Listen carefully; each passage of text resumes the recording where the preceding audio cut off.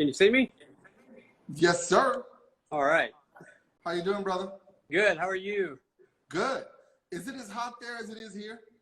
Oh yeah. Yeah, it's horrible. It's bad. It's like walking around in a swimming pool. And not a cool water swimming pool, a swimming pool with warm water. That is correct. So how was your day? It was good. Kind of quiet. Just Quiet is good. quiet is always good.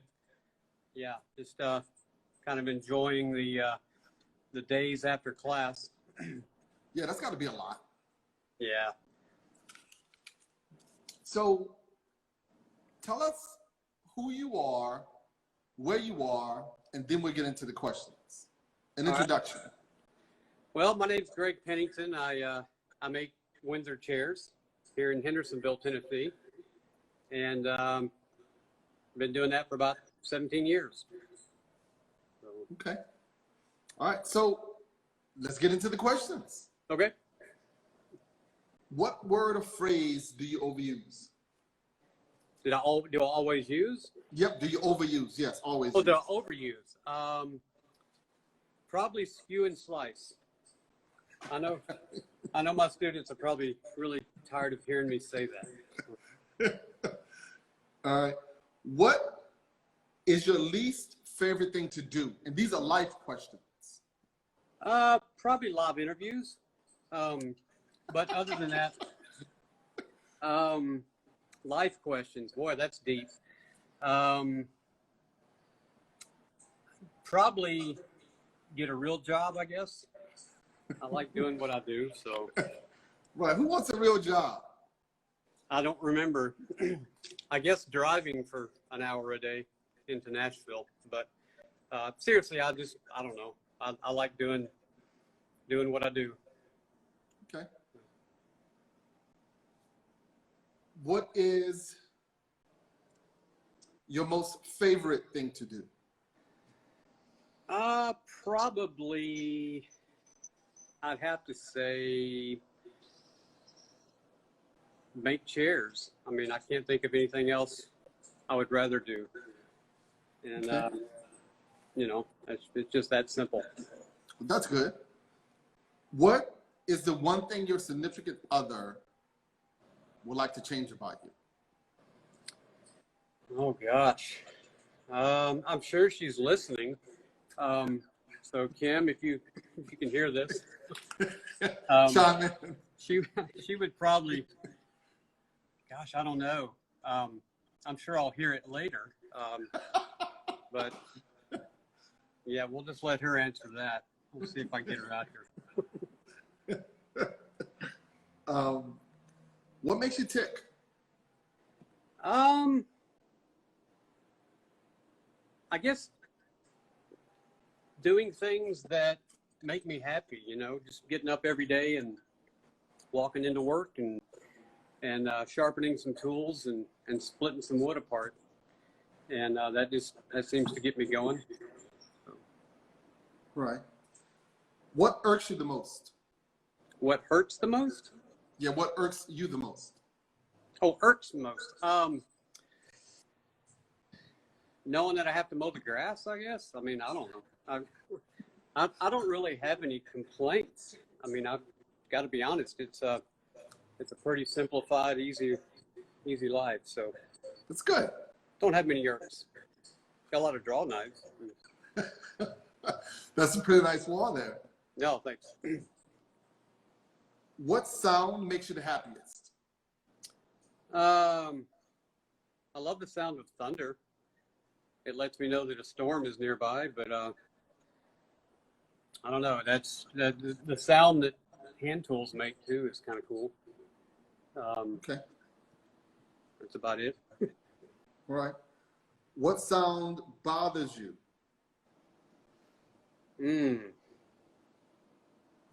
What sound bothers me? That's a good one. I guess the ringing in my ears. The know that I'm getting old, and there's no fix for it. So, as many people have tried, there isn't.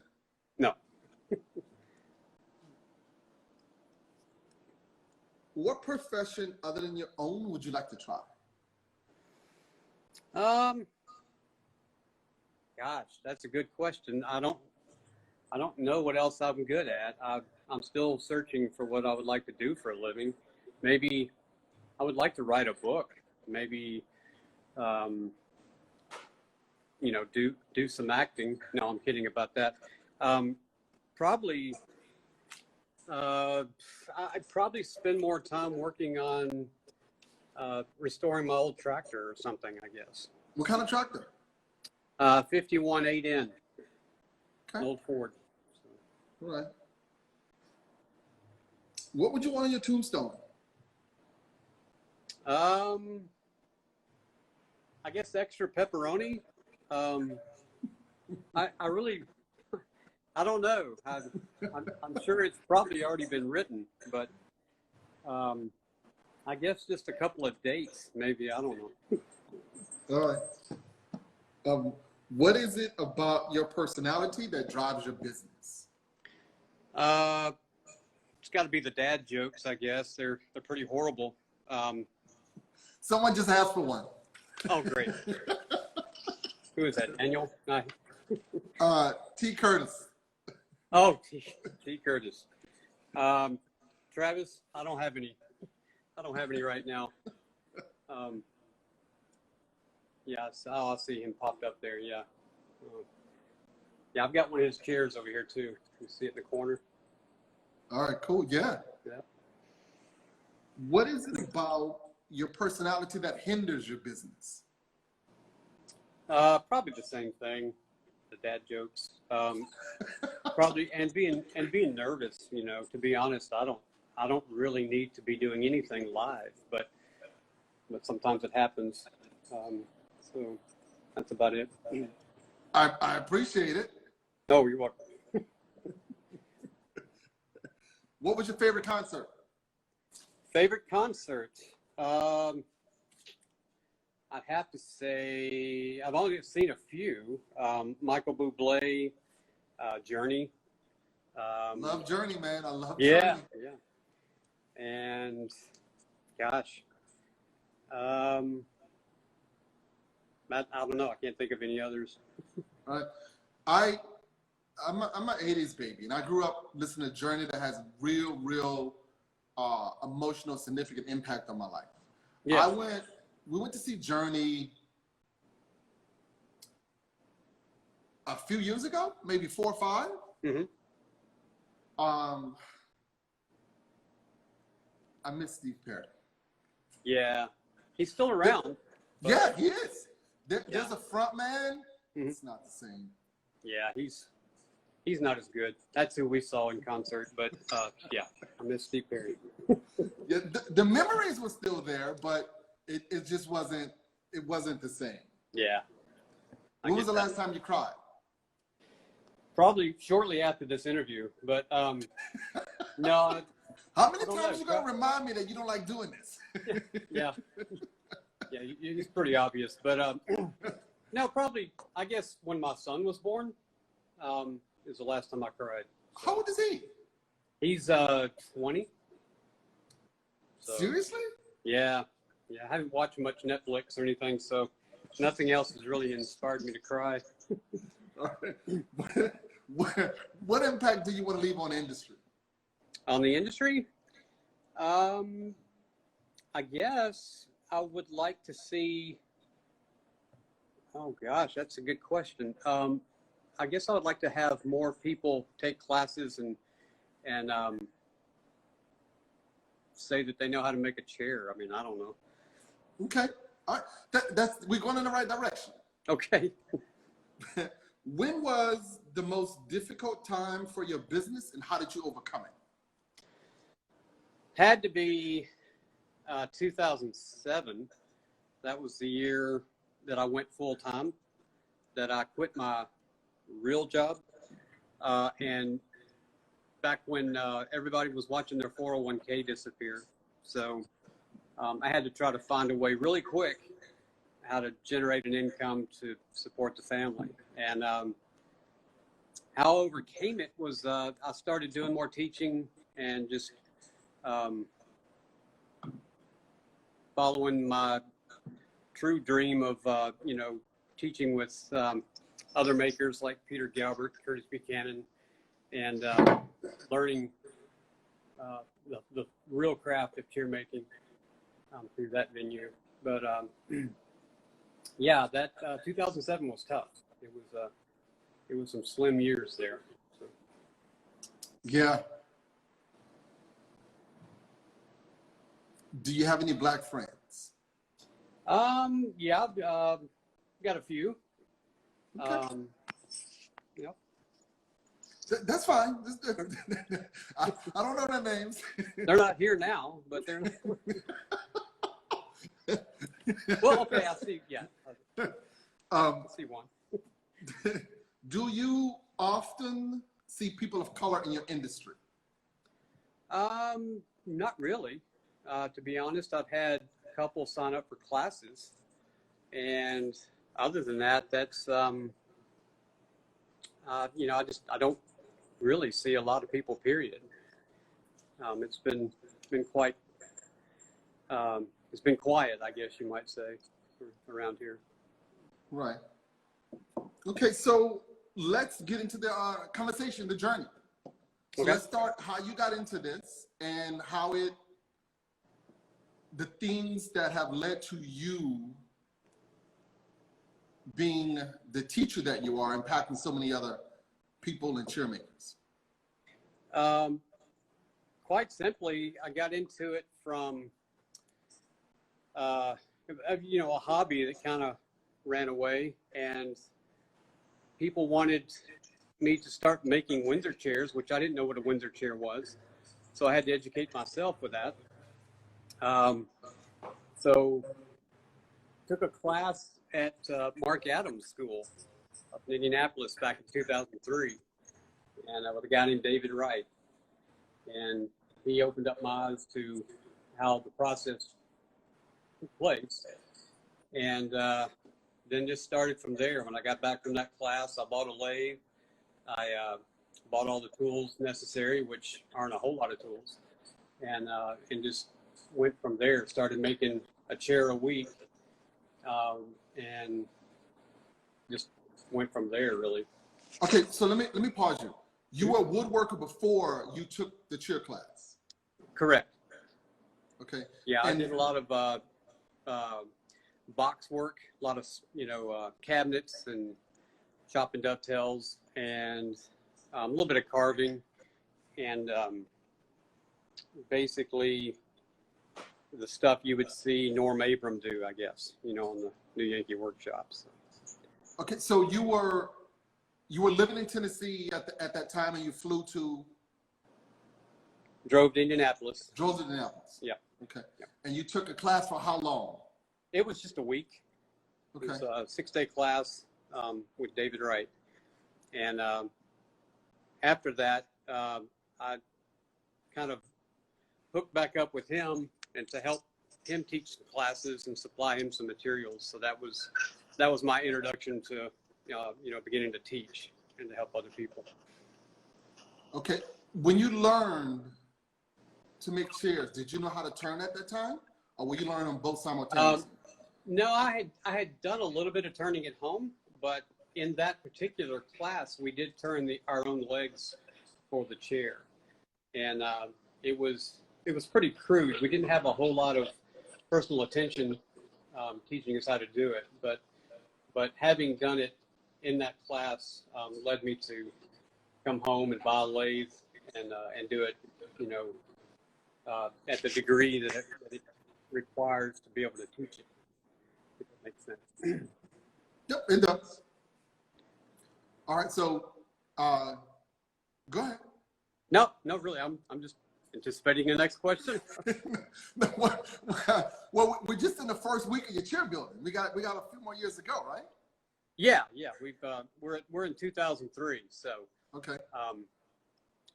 After about 3 or 4 chairs at home by myself, I knew that I needed more help than I was getting. There was nothing online really to learn from. No YouTube? I'm sorry, what? No YouTube? No YouTube, no. So I contacted Curtis Buchanan at that time from Jonesboro, and tried to sign up in a class with him, and he was booked up for a year.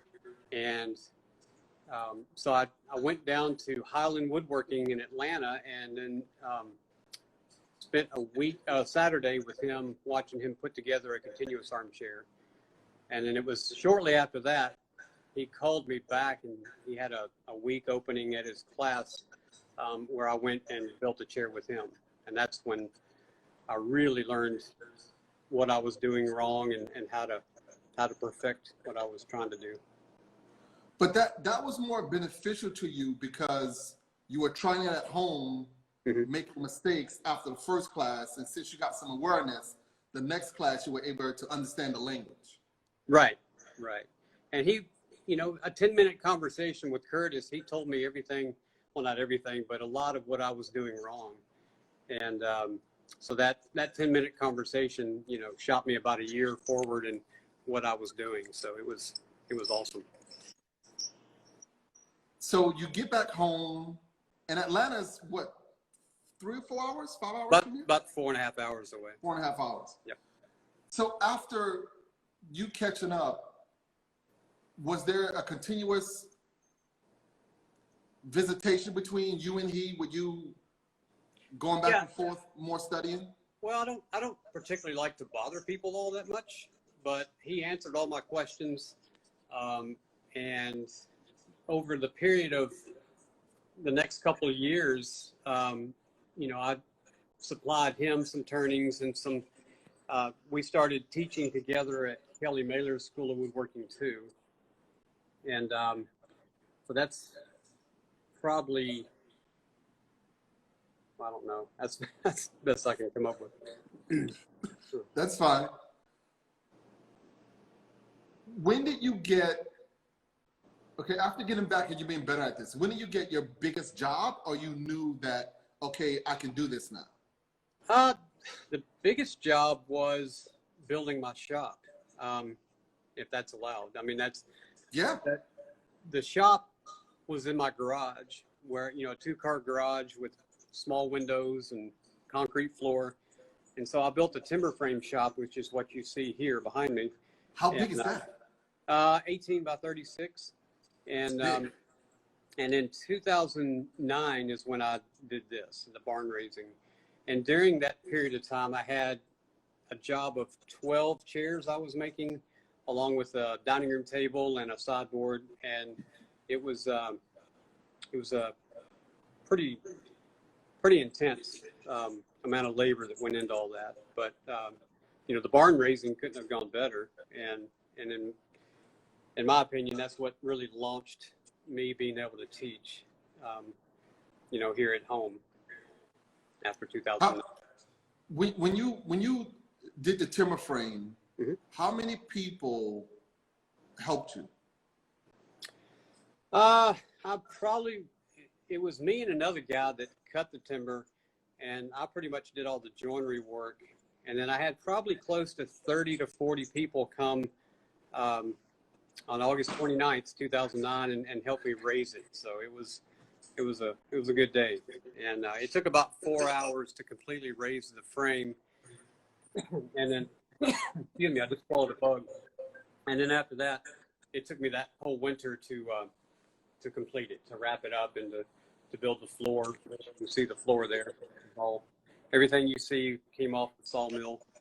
And you milled it all yourself? Yes. Now, so I've done a little timber framing. That's a whole nother genre of woodworking. Right. So were you interested in that at all, or you got into it just to build your place? Yeah, it was after going to Curtis's shop in Jonesboro and seeing his timber frames, I knew that's just what I had to do. It was the right environment for this sort of work.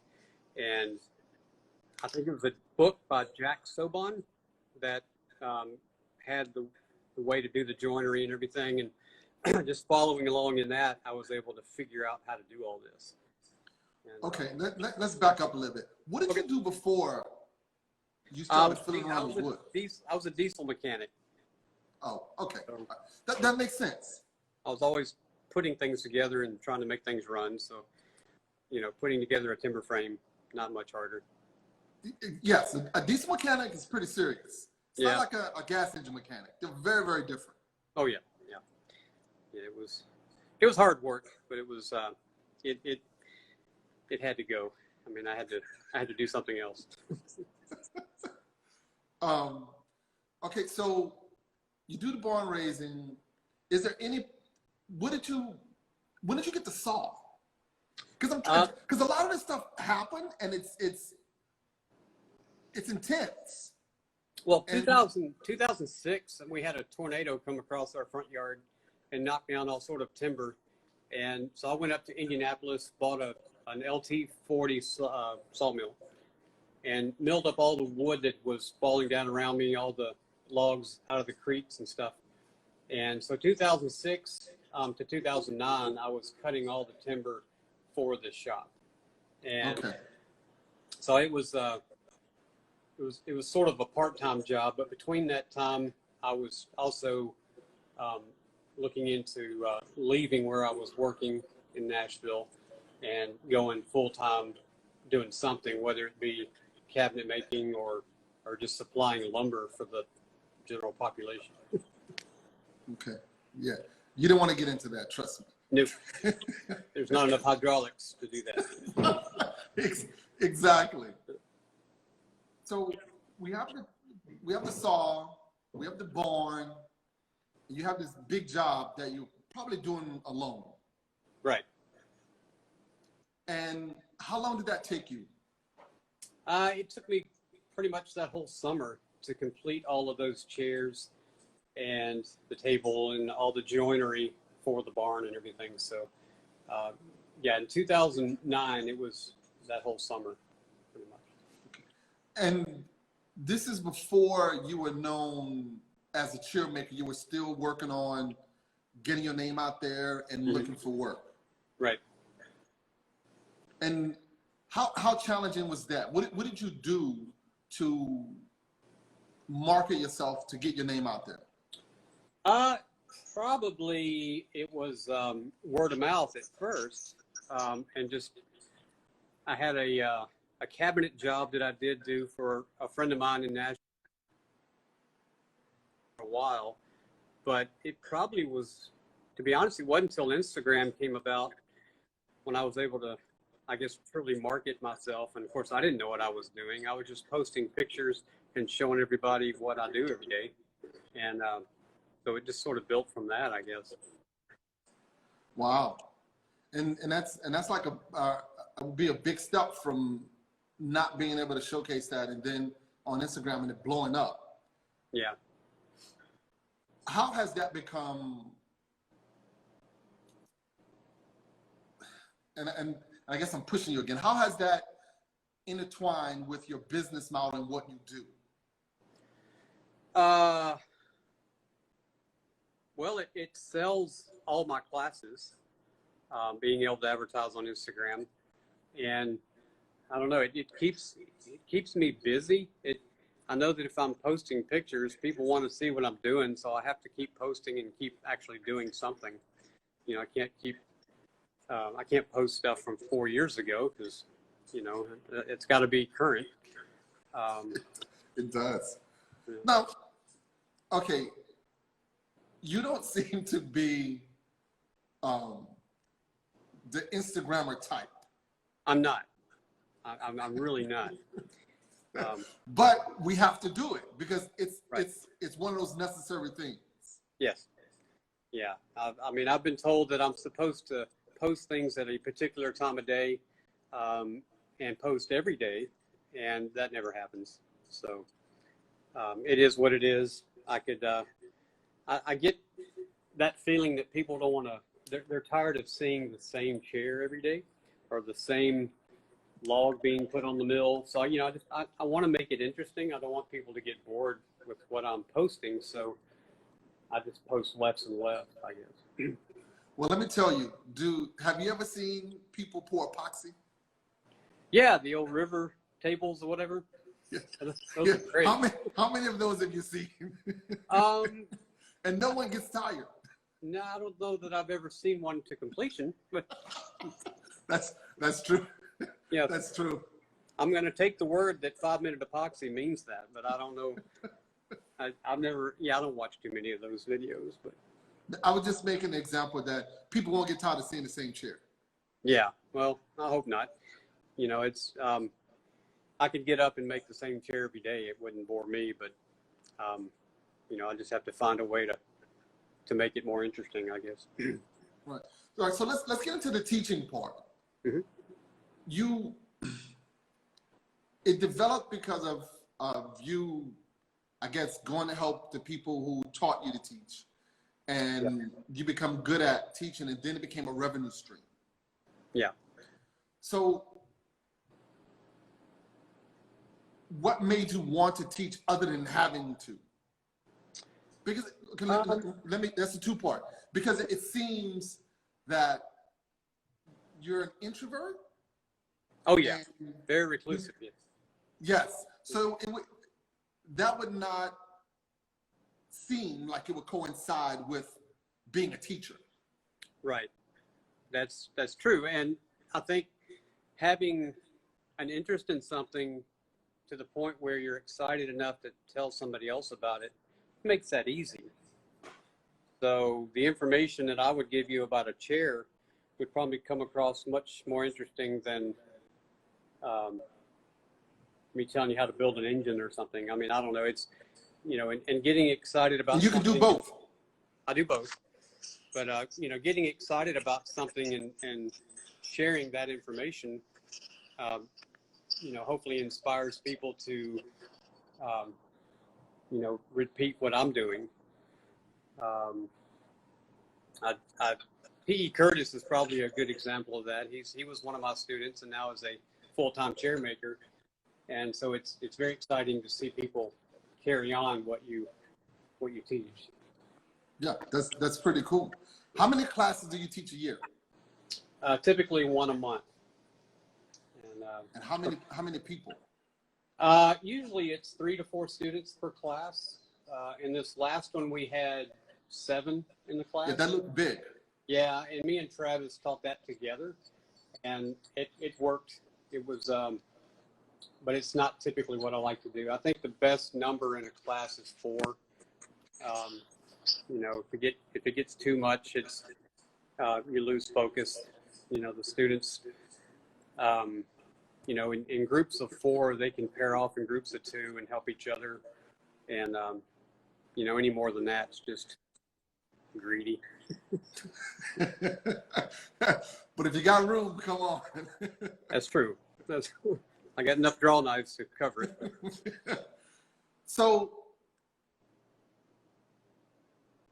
and the class is a week long? Yes. Yeah. Typically 5 or 6 days, depending on the severity of the chair or how complex. There's a riding arm chair that takes about 7 days to complete. And that's probably the toughest one I do. Do you teach turning as well, or just chair making during the course? Just chair making. Turning is one of those things that's so hard to convey. I will do one-on-one turning classes, and we always do turning in the class as a sample, you know, an example, and so they get to see that. But that's one of those things that would be way too difficult to do in 5 days. You know, it would take at least a week to get somebody really accomplished at turning the legs in these chairs. So, so yeah, that's a full week. Yeah, full week. Just as much time.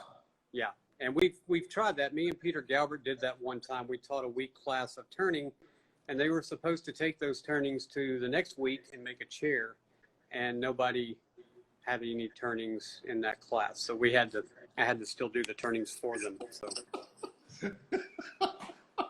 that didn't go as planned, obviously. That's where we are now.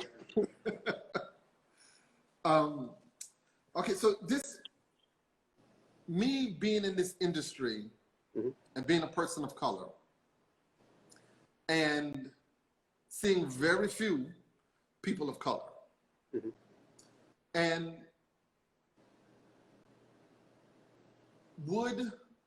how difficult or possible would it be for you to offer a scholarship or hold a spot for a person of color? How difficult would that be? Yes. Not difficult at all. I would be glad to do that. Now, let me say, and I've asked a couple of people this, Mm-hmm. and doing this and being aware, and I mean a spot for someone who's qualified. Mm-hmm. You can't take Bill off the street because he's black and say, okay, I got a spot for you, come make a chair. You can't do that.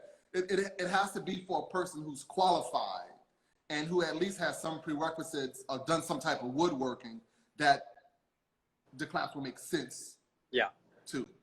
Because otherwise, I've pulled many guys off the street to come in to try and teach them or to have an impact, and it doesn't work.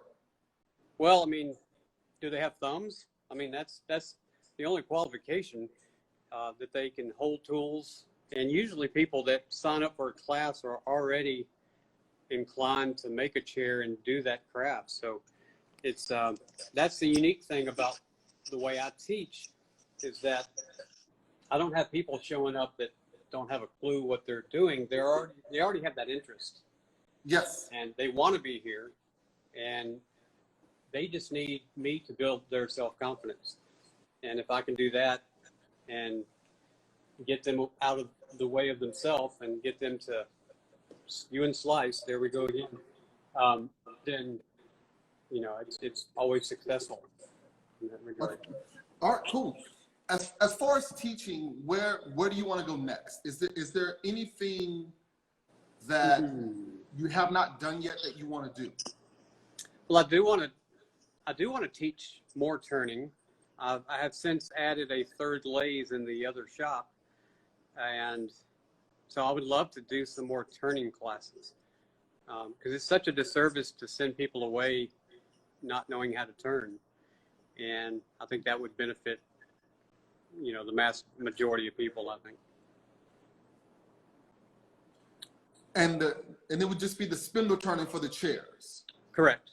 Yep. Leg stretchers, back posts, and sourcing material too is difficult. Finding green wood to turn, finding straight grain wood to turn is always a challenge, especially if you're from California, or if you live in Australia. I have no idea what to tell you to turn, but I can help you along those lines. I was doing some research, and there's a gentleman who knows you that interviewed me, Hunter Rose, and we were talking about the history of chair making, and he mentioned a gentleman by the name of Dick Pointer, who was a free black chair maker out of Williamson County. Okay. This is in the early to mid 1800s. How far back does chair making go in Tennessee? Early 1800s, the Windsor chair was around. They were made pretty simple. In fact, I don't know if you can see it. If you see that chair on the wall right there, yes, that one was made in 1830 here in Sumner County. That's a reproduction that I did, but so those chairs were around late 1700s, early 1800s. The gentleman you're talking about, I believe, made ladder back chairs, but I'm not real familiar with him. I think Travis Curtis, I believe, has done some research on him. Okay, can we get a tour? Yeah. So let's see. Let me turn you around here. All right, can you see it? Yes. Okay, so this is one of the toolboxes that I work out of. Wow, and you made that? Yes, made that. How long did that take to make? About a month. Made that back in 2003. Then if we pan around here, you can see about everything I own is on a nail on the wall somewhere. So we have the scorps, which dish out the seat. And then you have Travishers. Okay, now, do you make those? Get them new, or are there a collection of old ones? I made that one that has the holes in it, but those were mistakes. But yeah, there's a girl, Claire Minahan, that makes these, and Alan Williams also makes them, and so they're a specialty tool, but they work fantastic, and they work perfectly with the scorp. So you would start with the scorp, move to the trebisher, and then you would finish up with the card scrapers right here. And then of course the spoke shaves and hammers, rubber bands, and dividers. They're all here to help you get the chair together. And the reamers. These are 6-degree reamers made by Tim Manny. And then you have the cello reamer right there, which is used through the arm on a lot of the chairs. So anyway, moving around here, these workbenches I made. These are Rubo style workbenches that were have bench crafted hardware. There's the swing away stool right there. It's kind of handy. Nice. What kind of timber did you make the bench out of? This one has a silver maple top with the hard maple base. That one's all hard maple, and then that one over there is all walnut.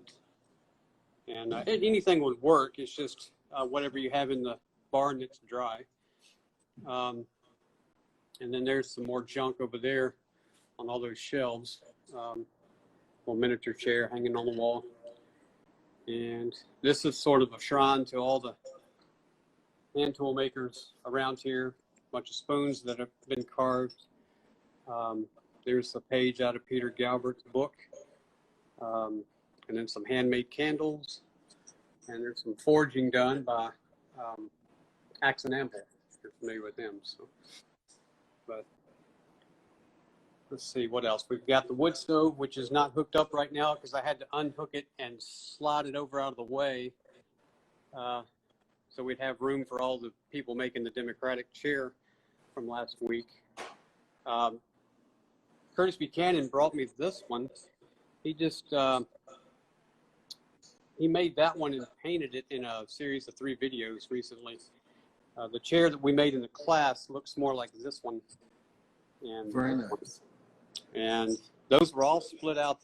We didn't do the turnings in the class. We just split out the parts by hand and shaved them down with a draw knife. And then of course, the back is steam bent, that curve right there. What kind of wood is that? This particular one is white oak. We used red oak in the chair that we made. The seat on this one is sassafras. Beautiful. And that one is cherry. I don't recommend carving cherry. It's pretty tough stuff. So, it is. Yeah. And then we got the shave horse area back here, which are the workbenches where we sit and shave spindles and everything else. And we got a hand plane cabinet, and then the other tool cabinet, which isn't full yet, but houses a lot of specialty tools. And we have Jenny Bauer's hand plane that she carved or engraved. So pretty cool stuff there. Yeah. So that's about it. That's the hand tool shop, and it's air conditioned. Thank goodness. It's always good.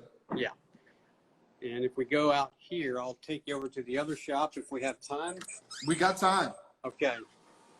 Back porch. There's the sawmill. What kind of mill do you have? It's a Timber King 2000. It's fully hydraulic.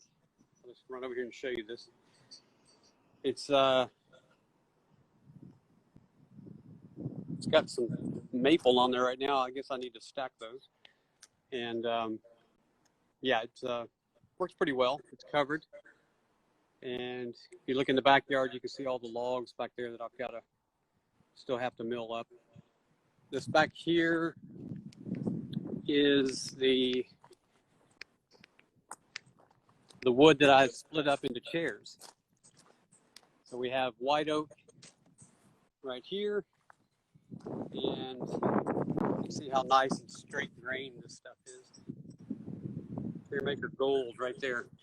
And then we have red oak, which is left over from class last week. So, yeah, a lot of. Are you ever short of timber teaching as many classes as you do? No, not really. It takes so very little lumber to make a chair, and I usually prepare it before the class starts, so I know if I'm going to run out or not. But yeah, it's there's usually plenty to go around. As you can see in here, this is going to be the new mechanic shop where I'll restore tractors and things. Still got to drywall that, and then you can see where I've started stacking lumber that I'm milling up. So, do you collect tractors? No, I just have two. One of which is in about 1,000 pieces right now, and that's the old 8N tractor.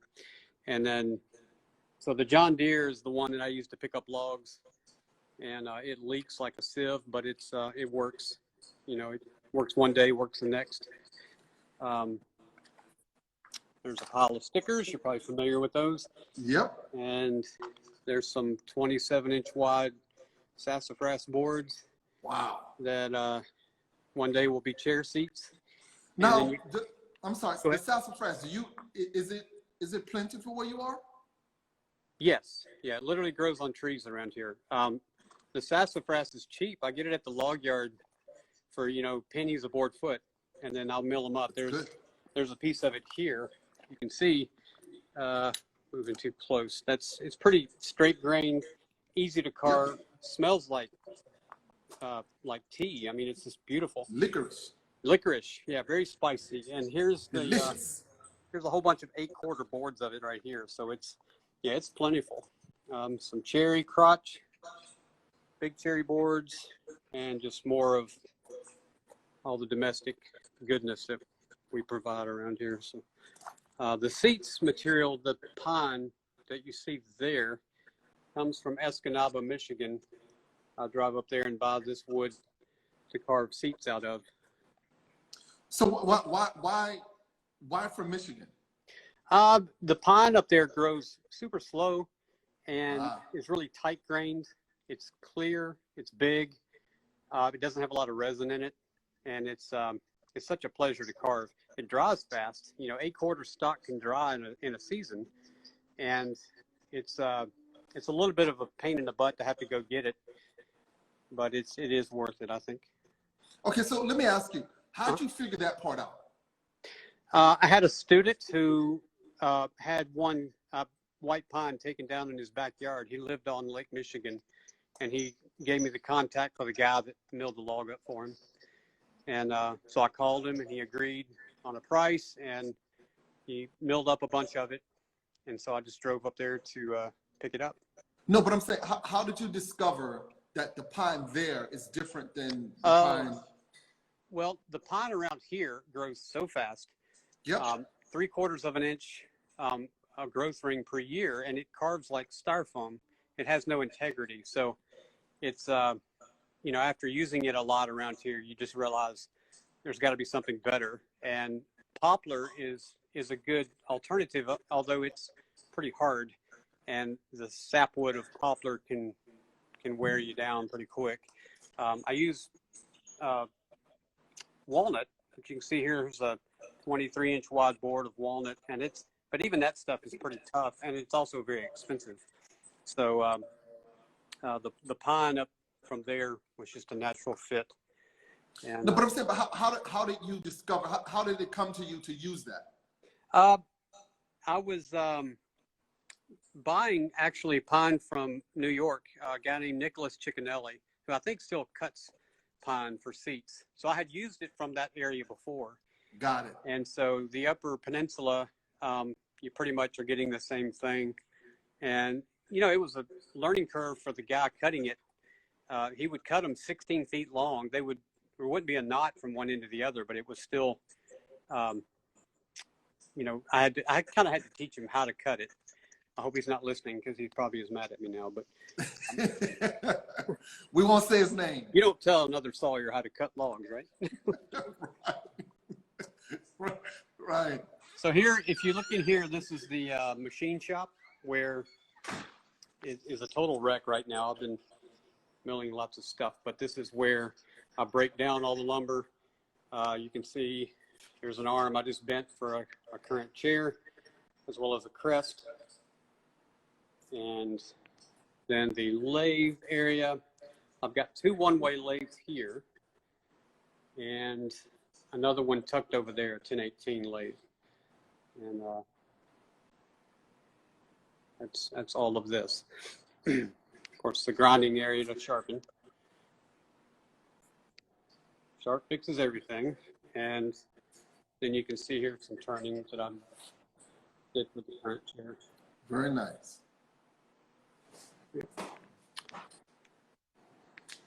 That's about it. All right. Well, I appreciate it. Do we have any questions? For me? You did great. Oh, good. You warmed up and you took it away. All right. So thank you for your time. I really, really appreciate it. And we share a buddy. John Jordan is a good buddy of mine. Oh, yeah, I love John. Yeah. He needs to come get some wood. I think he's on. I think he got on. Oh, good. Steve Lefkowitz, who's also a buddy of mine, and David Duyard. Not a buddy like you know him, buddy, but guys I've known. Yeah, David's been here teaching before. He's done ladderbacks, and he's a great guy. Yeah, he's a good guy. So, man, thank you so much. I really, really appreciate you taking the time to do this. Well, thanks for having me. I hope I did it well. You did very well. Okay. All right, brother. Thank you. Have a great weekend. See ya. Thank you.